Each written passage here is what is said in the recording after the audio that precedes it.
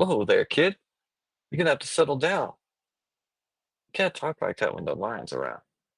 What fighter has the highest fight IQ? I don't think there's nobody in the game that has the fight IQ that I have. Off the charts. His IQ the is highest insane. fight IQ maybe ever. This guy hits hard. He's tough. He's this, he's that. And this guy has a dream. But my fight IQ will win this fight.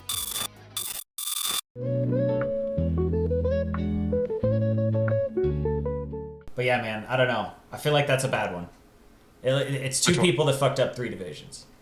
Oh yeah, Ilia and Islam, man, really struggling to kind of like figure out what they're doing. But I feel like if JDM wins and Islam thinks it's going to be an easy fight for him, he just moves up, gets Yeah. the belt. But the thing is he going to move up and stay at welterweight, or is he going to move up, win, and then retire? Um, I don't know, man. I don't know. It's crazy. It's weird. I mean, I don't know. I guess, do you believe that the like leaked Ilia versus Charles thing is real? Do you think they're actually thinking that, or do you think that was like, I don't know, somebody guessing, and now that it's out there, Dana's like, actually, that's not the fight we were gonna make. You can't leak it on me. I actually want him to fight Armin. Well, maybe. I mean, like, if that screenshot, because I only saw it in the screenshot. I don't know if it was on the actual broadcast or not. Mm-hmm. I just saw like the little like thing pop up. I don't even think they talked about it like at that point in the broadcast. I think just that little header popped up, Yeah. and somebody had to take the time to make it. Why would they take the time to make like a little graphic at the bottom of the screen if it wasn't true, or it wasn't like planning to be announced? Yeah. And then with the title fight happening and the featherweight title officially being vacant after this weekend, Mm-hmm. it would be a perfect time to announce Ilya's next fight, because Ilia used to be the champ in that division. Right. So we might actually hear news of the fight on the pay-per-view when right around when the belt's being defended. We'll Yeah. find out what Ilya's next fight is, because it's just super relevant to the fight that's happening in the main event. Mm-hmm. Yeah, I mean, I wonder if Ilya's going to be at the event. I don't know if he's in the area or not, but I think that would totally make sense. We get the co-main event, it happens, they're starting to prep for the main event, it pans over to Ilia, it gives him some, little graphic at the bottom. Ilia versus Bleh, 155, that would be the announcement. I could definitely see that happening, like during the pay-per-view event. And then it becomes Yeah. like an official thing. Dana brings it up in the post-fight press conference, and that's when we get the official confirmation. I could see it. I can see it. Yeah, and then after the welterweight title, gets defended, or whoever wins the welterweight title, that will probably clear up some things too with Islam. Apparently, he's waiting until the results of that fight to kind of decide what his next move is. Yeah. I think Ilya should be able to get the title shot, if not at least like an interim title. Even though Islam's defending his belt like pretty regularly, I think like if he decides to move up, just make the interim, Yeah. so we can have like a fight with some stakes on it. Right. I mean, I guess, do you think in any world there's a possibility that the Bilal JDM fight happens and Islam goes, nah, I'm going to stay here? I think if Bilal wins, maybe Islam is just like, yeah, I guess I'll do like one more defense, and then I think it's just gonna. In my idea, like what I think is gonna happen is, Islam is gonna wait till Bilal loses to one of these contenders coming up, and then he's gonna come up and take on whoever. If I was Islam, I'd probably do one more like legit defense at lightweight, let a couple fights play out at welterweight, see who beats Bilal, and then go up and challenge whoever wins. Because I feel like the more contenders at welterweight that can eliminate each other before he announces what his next move is, the less of a line that's going to be there. Okay. Because right now Yeah. welterweight has a lot of contenders. You got Protest Ian Gary about to happen. The winner of that's probably going to be in line for a title. You have Buckley, who's one win away from a title shot. He's trying to fight Usman. And then you have, who else is up there? Oh, Shavkat. Apparently he's already been promised a title shot when he's healthy. Yeah. But it's like, are we really going to give him a title shot, after he pulled out when he already had one? Right. So it's... Yeah, it's a weird It's one just- because welterweight's got so much going on already that the idea of having Islam potentially just step up and take a title shot out from underneath somebody feels... I mean, it feels like what Ilia is trying to do, right? So I guess that's apples to apples in some extent. But It's way worse than what Ilia is trying to do, actually. because Islam, I don't know, would vacate. I think Well, Islam there's goes that. double champ. Yeah, I think so too, man. But the thing with Ilya is no matter what happens, like if he moves up, then he has a higher win streak than a lot of the people at lightweight. Like Hmm. everyone at lightweight is only like a maybe 1 or 2 fight win streak. Like Yeah. Charles Oliveira just lost to Arman Sarukian. Justin Gaethje lost not too long ago against Max Holloway. Like he's like these people only have like one fight since their last loss. Mm. Paddy Pimblett's really like the only other person coming off a pretty significant win streak, but he hasn't fought the right names yet. So, Right. um, you know, Ilya, which I think has like a very legitimate claim to come back and take the title shot, but Yeah. yeah, man, guess we'll have to see. That's a good one. And it starts to make me think too, because we have the main event coming up in what, 2 weeks, is the Ian Gary Carlos Prates fight. Obviously, Hmm. another big welterweight division fight, one that's really going to kind of make some moves happen in the top of the division. We get Bilal, we get JDM. I think the outcome of that's, I guess it matters mostly because of Islam, but maybe it doesn't really matter that much anyway, regardless of who wins that. Do we get Shavkat versus the winner of that next, or do we get do we get Carlos Prates versus Shavkat for a number one contender fight, or are we calling Ian Gary versus Carlos a number one contender fight with Shavkat being like a next in line anyway kind of thing? Like it puts us in a weird timeline, Yeah, for sure, man. There's just so much right? going up, and then we can't forget Sean Brady. Sean Brady just had a dominant performance against Leon Edwards, beat the shit out of him, former Yep, champ. yep. Um, Buckley, so Buckley's been trying to you know, shoot for some kind of top five fight. yeah, and he deserved it. Yep. All of these people have like very legitimate, claims to the throne here. Yeah. And it's just going to be like a who's hot right now type of thing. That's why I think that Carlos Prates is getting such a good opportunity, is because he's on fire, getting a lot of finishes, Yeah. and he's just really getting after it.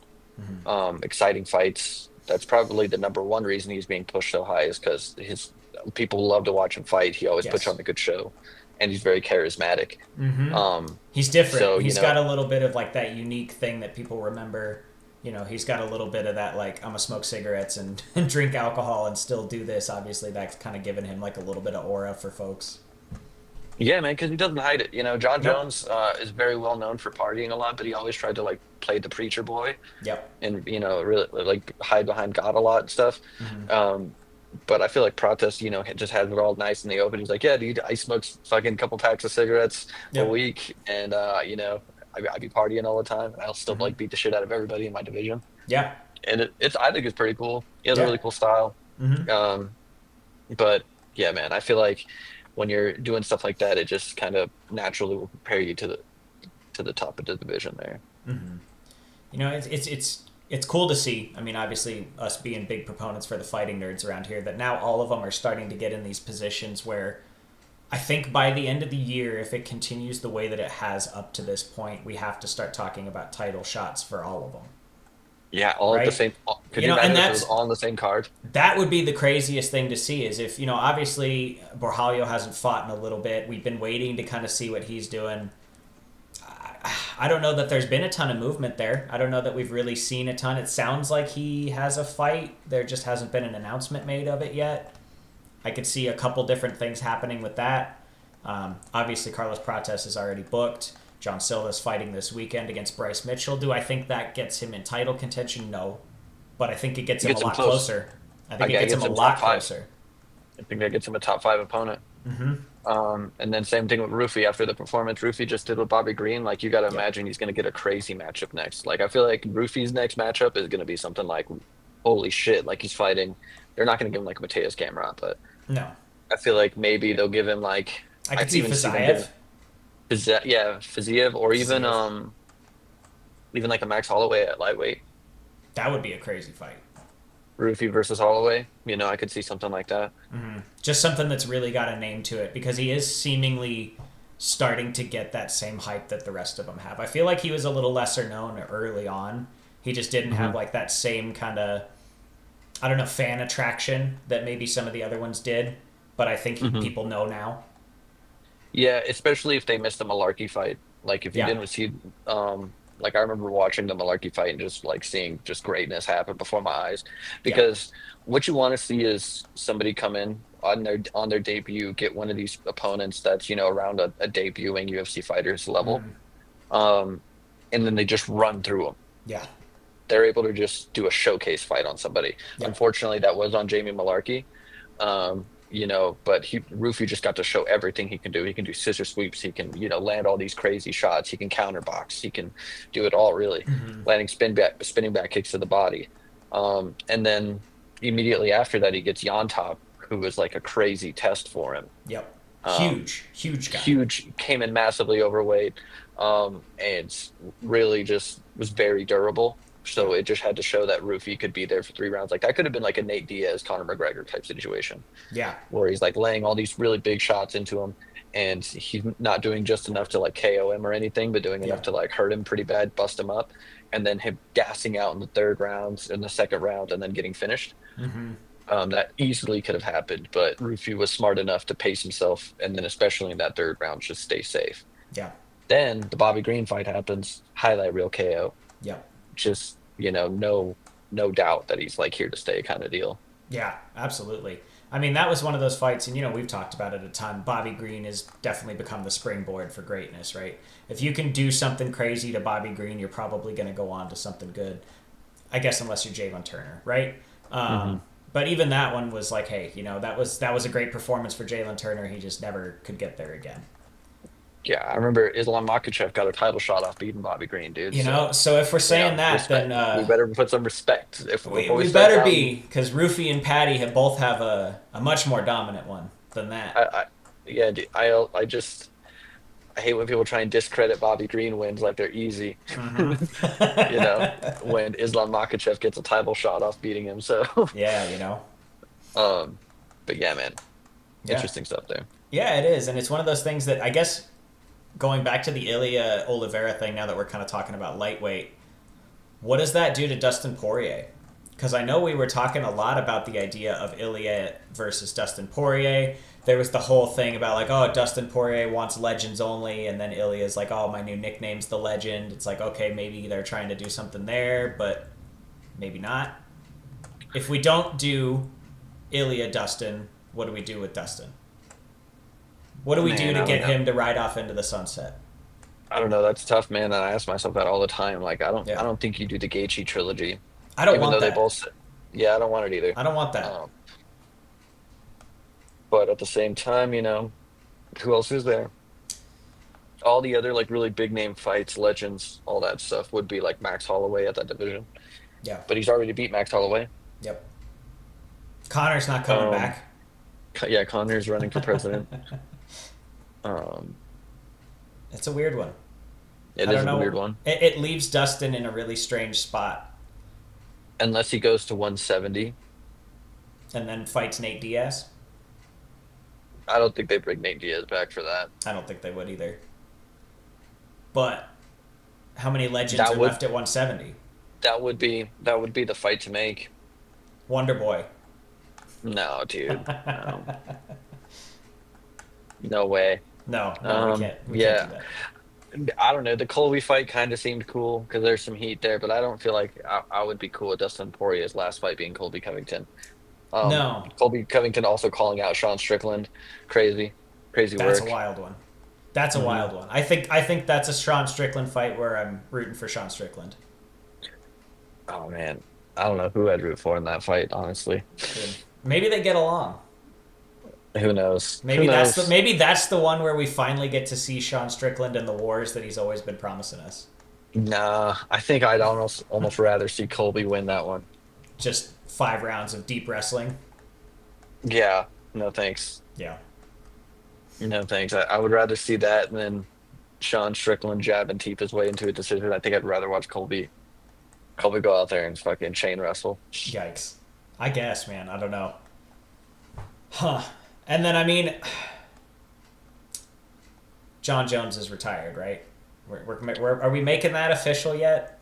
I think what he's doing is he's holding out until he gets the longest reigning heavyweight champ record. That's what I've been thinking. That's what I've been saying for a long time. Is I think he's just waiting it out. It's why the 6 months. If he fights after August, he'll have the record for it. And then I'll ride off into the sunset, being like, oh, I was the longest reigning heavyweight champ in the UFC too. So yeah, dude, you only fought twice. Yep. Chill out. Yep. Chill out, brother. 900 days for 2 fights. Yeah, dude. I don't know. I don't think he's gonna fight Aspinall. No, I don't Um, either. who knows though? Yeah. I just feel like if we would have heard something about it, like it's been like almost like what, 9 months since Aspinall's last fight, I think so. and it's like not cool. It's not cool to have like an athlete in their prime just sitting on ice waiting to fight the champ when Yeah. he's the interim and he's already beat everybody. Yeah. You know, But I it think kind of leaves you to like think like what happens after this fight, you know? Like, oh, is sure. he just gonna go fight Jailton Almeida now? Like, I guess. I mean, that's the problem, right? Is the UFC heavyweight division, especially at the top, is just stale. and There's just they're like not cutting there's people not too. much there. There's not much there right now. Um, I don't know. I guess I could be a proponent to see like a bracket. Let's do it like Bellator did. Get the top 16, top 15. Give Aspinall a bye week if you want to do top 16.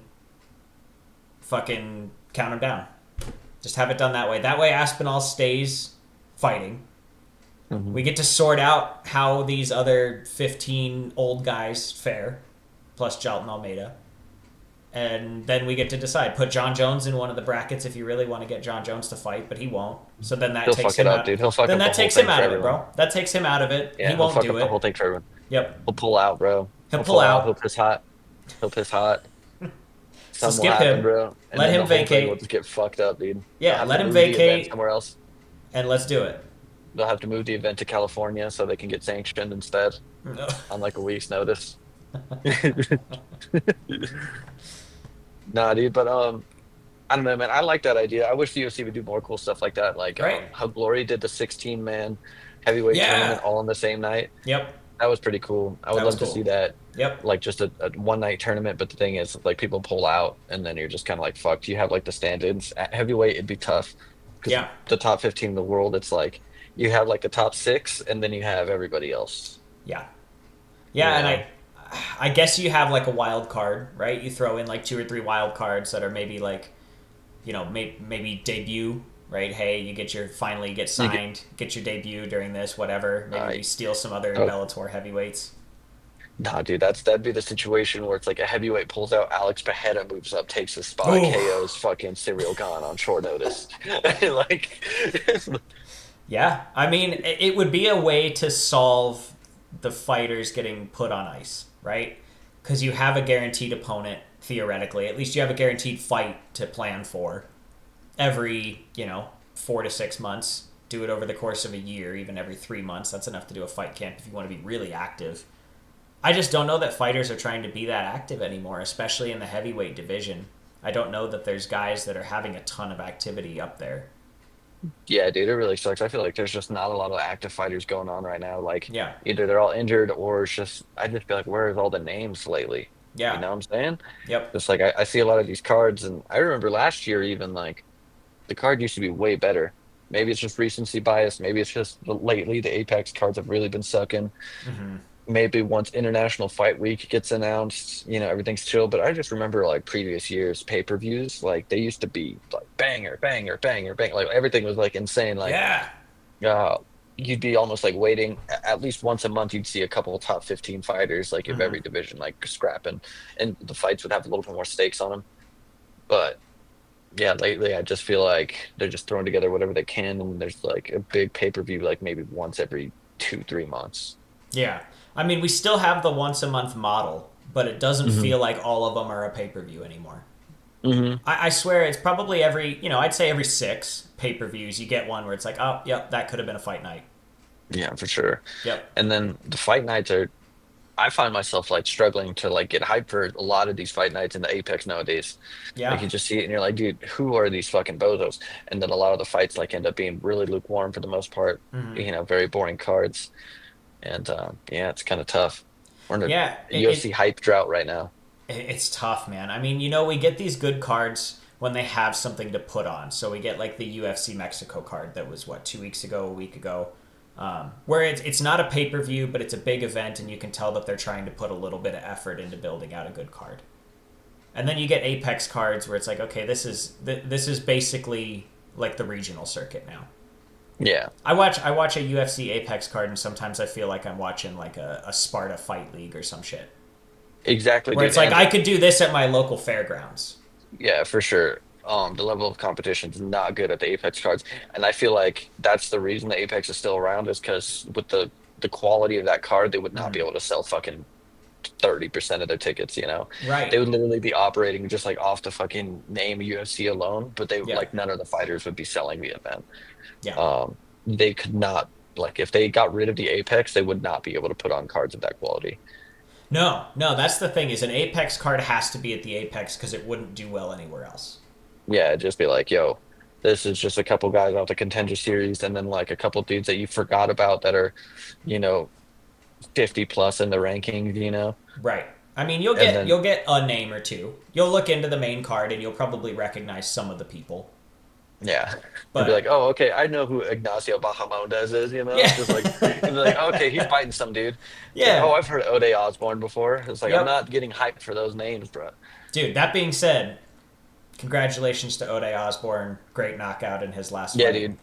Hell Sick yeah. performance. Sick Always a performance. fun fighter. Always a fun Yep. fighter. He just gets finished. You know what I'm saying? Ode Osborne's one of those guys that I think could be successful if he could be more consistent. For sure. 100%. Yep. He's had some great fights and then he's had some real rough ones.